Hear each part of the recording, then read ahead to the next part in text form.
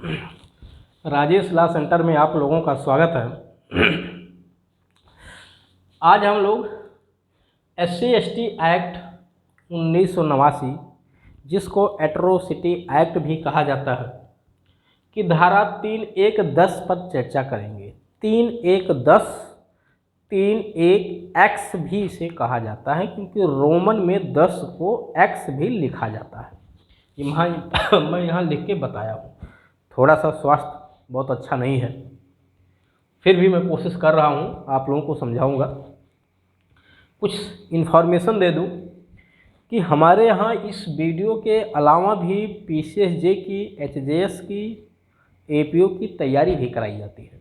जो बच्चा LLB कर चुका है, LLB करने वाला है, LLB कर रहा है, वो उसके बाद आगे क्या करे, क्योंकि केवल LLB के बाद वकालत पेशा ही एकमात्र पेशा नहीं है। LLB करने के बाद बहुत सारे स्कोप हैं, आप कहीं भी जा सकते हैं। LLB करने के बाद ही लोग जज बनते हैं, LLB करने के बाद ही लोग लोक अभियोजक अधिकारी बनते हैं। LLB करने के बाद आप बड़े बड़े पदों पर आसीन हो सकते हैं, और LLB करने के बाद अगर आप कहीं भी किसी भी फील्ड में जाते हैं तो आपकी जो सोच और समझ है वो दूसरों की तुलना में जाहिर सी बात है कि ऊंचा होगा। तो LLB का अपना एक अलग स्थान है। जो कोई बच्चा LLB करने के बाद न्यायिक सेवा की तैयारी करना चाहता है, इस नंबर पर संपर्क करके अपनी सुविधा अनुसार वो ऑनलाइन या ऑफलाइन क्लास ज्वाइन कर सकता है। और इस विषय के अलावा भी आप किसी और भी टॉपिक पे कोई जानकारी लेना चाहते हैं तो इस नंबर पे संपर्क करके आप जानकारी ले सकते हैं। आइए, बहुत सारे लोगों ने कमेंट किया, सर 3(1)(10) के बारे में जो है वीडियो बना दीजिए। 3(1)(10), 3(1)(X) भी इसको कहते हैं, 3(1)(X) भी कहते हैं। मैं इस पर वीडियो क्यों नहीं बना रहा था, क्योंकि मुझे वीडियो बनाते हुए पिछले 6 महीने बीत चुके हैं, लेकिन मैं इस धारा पे वीडियो क्यों नहीं बना रहा था, उसका रीज़न ये था कि ये धारा व्यवहार में ख़त्म हो गई है, रिपील हो गई है 2016 में। ये डेट मैंने यहाँ लिखा है 26/1/2016, यानी 26 जनवरी 2016 को एक ऐतिहासिक दिन है। 26 जनवरी, ठीक है, गणतंत्र दिवस मनाया जाता है। तो 26 जनवरी 2016 को धारा 3(1)(X) को रिपील कर दिया गया है, हटा दिया गया है। इसकी जगह पर एक दूसरी धारा लाई गई, जिसका उल्लेख मैंने यहाँ पर किया है, और इस X को हटा करके इसको 2 भाग में बांट दिया गया। 3(1)(द), 3(1)(धा) हिंदी में लिखा होता है FIR में, और इंग्लिश में अगर कहीं लिखा हुआ है तो 3(1)(R), 3(1)(S). ये एक ही बातें हैं। ये हिंदी में लिखा हुआ है और इधर मैंने इंग्लिश में लिख दिया है, इधर हिंदी में लिखा है, इधर इसको इंग्लिश में कर दिया है। इसको भी इधर जो है अंक में है और इधर रोमन में कर दिया है, बात एक ही है।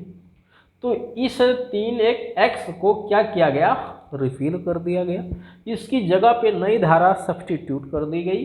लिखा है मैंने नई धारा 3(1)(द), इंग्लिश में 3(1)(R) कहते हैं, 3(1)(धा) या 3(1)(S) कहते हैं। हाँ, अब इसके साथ साथ 3(2)BA भी लगा दिया जाता है। 3(2)BA 3(2)(5) का भी उसको बोलते हैं। ऑलरेडी इन सब पे वीडियो बना हुआ है, विधाउट सब समझाया गया है। इनका क्या मतलब होता है, कितनी राहत राशि मिलती है, कितनी सज़ा होती है, सब कुछ चैनल पे उपलब्ध है। क्योंकि पिछले 6 महीने से वीडियो बनाया जा रहा है, और मुझे लगता है अगर सबसे ज़्यादा किसी विषय पे वीडियो बनाया गया है तो वो SC/ST एक्ट पे, ठीक है। क्योंकि मुझे लगा कि इस समाज में अगर सदियों से कोई परेशान हुआ, सदियों से अगर कोई दबाया गया तो वो 2 वर्ग हैं। सदियों से अगर कोई दबाया गया तो वो 2 वर्ग है, एक महिला और एक अनुसूचित जाति एवं जनजाति वर्ग के लोग। ये 2 वर्गों को दबाने का काम इनके भी समाज के कुछ लोगों ने किया, लेकिन उससे ज़्यादा ऊपर के समाज के लोगों ने किया, सामान्य जाति के लोगों ने ज़्यादा किया, और थोड़ा बहुत OBC ने भी किया। फिलहाल किसने किया इस पर हम चर्चा नहीं कर रहे हैं, क्यों किया, सबकी अपनी अपनी सोच होती है। आज बहुत अच्छे लोग भी हैं, बहुत अच्छे लोगों ने साथ भी दिया इन लोगों का। डॉक्टर भीमराव अम्बेडकर जी, जो जिस महार जात से आते थे, एक गरीब परिवार ही कहिए, क्योंकि कोई बहुत धन्ना सेठ तो नहीं थे उनके पिताजी। वहाँ से उठ के जहाँ तक वो पहुँचे, जो उनकी उपलब्धियाँ रहीं, उसमें न केवल अनुसूचित जाति एवं जनजाति व्यक्ति के लोगों का हाथ है, बल्कि उससे ज़्यादा कहीं सामान्य वर्ग के लोगों का भी, ठीक है, और पिछड़े जाति के लोगों का भी उसमें बहुत बड़ा योगदान और सहयोग है। खैर, उस पर हम चर्चा नहीं करेंगे।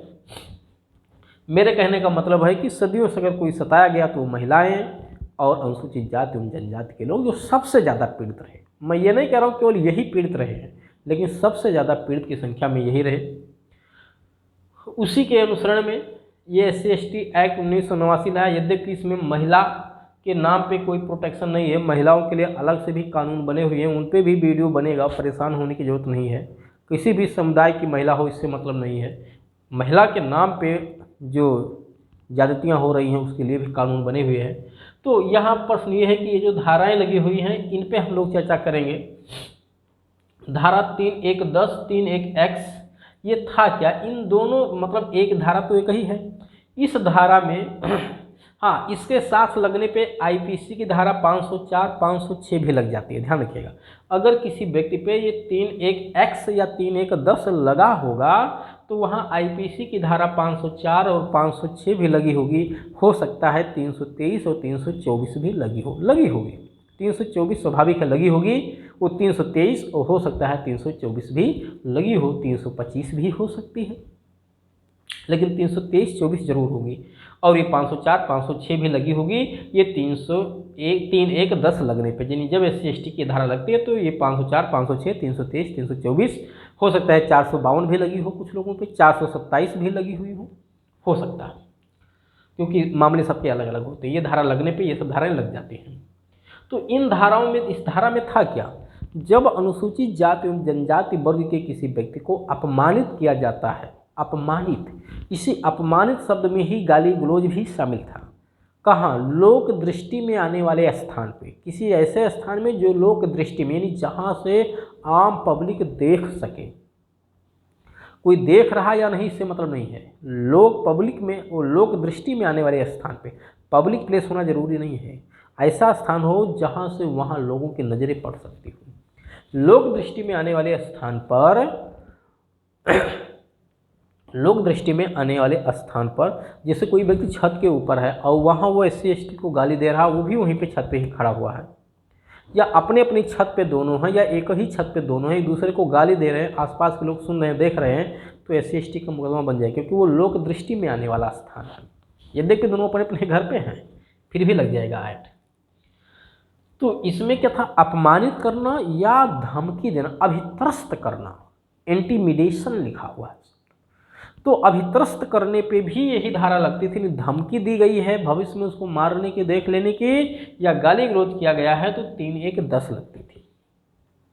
अब ये धारा वर्तमान में हटा दी गई है। SC/ST एक्ट में बड़े पैमाने पे संशोधन हुआ है, 2014 में हुआ, 2016 में हुआ, 2018 में भी हुआ। कोई एक वीडियो मैं इस पर भी ले आऊँगा कि क्या क्या संशोधन हुए हैं, शुरू में किस शक्ल में ये था और वर्तमान में किस रूप में पहुँच गया। यद्यपि पहले से धीरे धीरे सुधार हुआ है, ठीक है, एक्ट में।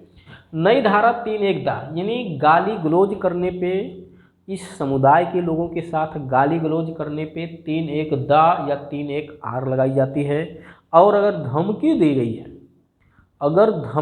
गई है, तो धमकी दिए जाने पर 3(1)(धा या धमकी गाली गलौज करने पे 3(1)(S) लगती है, और धमकी दिए जाने पर या अपमानित किए जाने पर 3(1)(R) या 3(1)(दा या 3(1)(R) लगाया जाता है।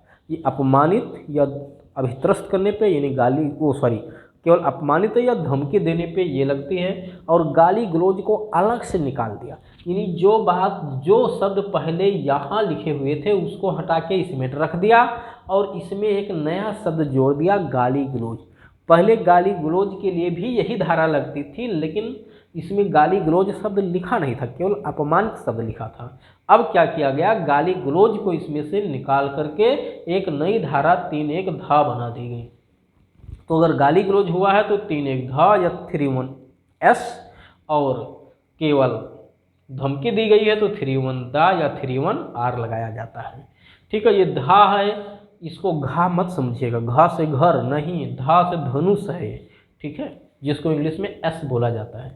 तो अब ये धारा अगर किसी पे लगी है तो वर्तमान में 504, 506, 323, 324 ये धाराएं लग जाती हैं। और वर्तमान में स्थिति ये है कि ये धारा लगने पे कोई गंभीर धारा की श्रेणी में नहीं आता है, हल्की धारा है। केवल अगर यही धारा लगी हुई है तो, और ये 504, 506, 323, 324 लगी है तो हल्की धारा मानी जाती है।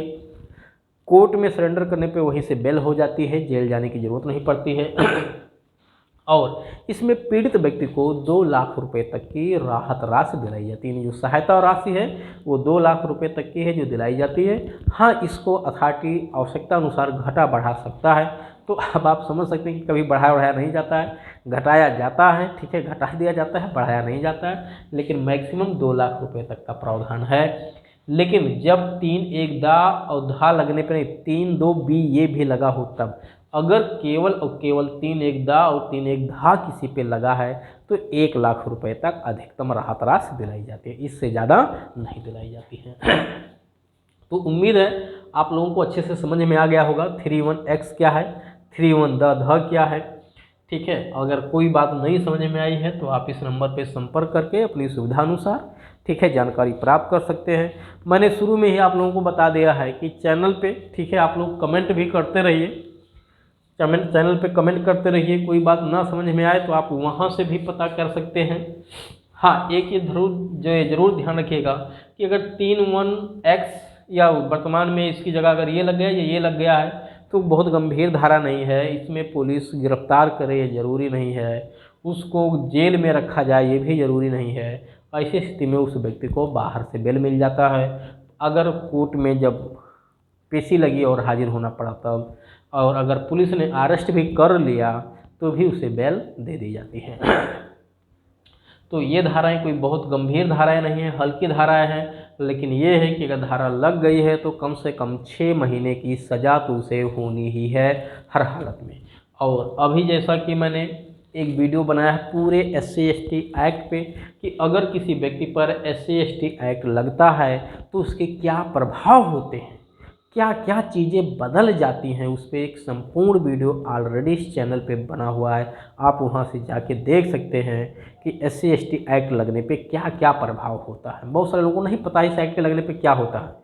आप वहां से जाके चैनल पे जाके देखिए, पूरा प्रभाव बताया गया है, क्या क्या चीज़ें होती हैं। 10-15 पॉइंट्स मैंने एक एक करके वहाँ काफ़ी देर तक, लगभग 20 मिनट का वीडियो होगा, वहाँ मैंने एक एक चीज़ को बड़ी मेहनत से बनाया है आप लोगों के लिए। तो आप लोग उसको देखिए और अधिक से अधिक लाभ लीजिए। कोई भी बच्चा जो इस वीडियो को देख रहा हो, LLB कर चुका हो, करने वाला हो या कर रहा हो, अगर उसको न्यायिक सेवा की तैयारी करना है यानी जुडिशरी की तैयारी करना है तो भी इस नंबर पर संपर्क करके हमारे यहाँ ऑनलाइन या ऑफलाइन क्लास अपनी सुविधानुसार ज्वाइन करके अपने भविष्य को जो है साकार कर सकते हैं।